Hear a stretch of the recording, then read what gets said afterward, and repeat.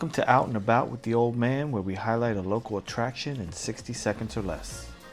Today we are highlighting the Iglesia de Santa Lucia on Calle 60, 3 blocks north of the Plaza Principal de Merida. The church is more modest than its famous Cathedral de San Ildefonso, but beautiful just the same. The church is also across the street from the Parque Santa Lucia, which is a small park, but it has its own stage where there are free cultural events on a weekly basis. The church is one of the oldest built in Merida.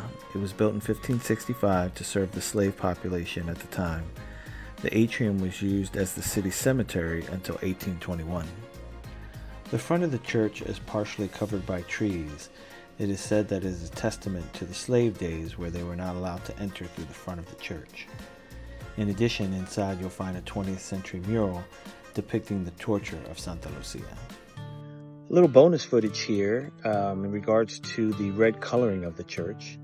It appears that in the early 19th century, the governor at the time decided that he was going to renovate Santa Lucia. The local residents, the people of color, the mulattoes, they were concerned that they would get gentrified pretty much under this renovation. And so there was a lot of concern that there was going to be political unrest, some riots and things like that.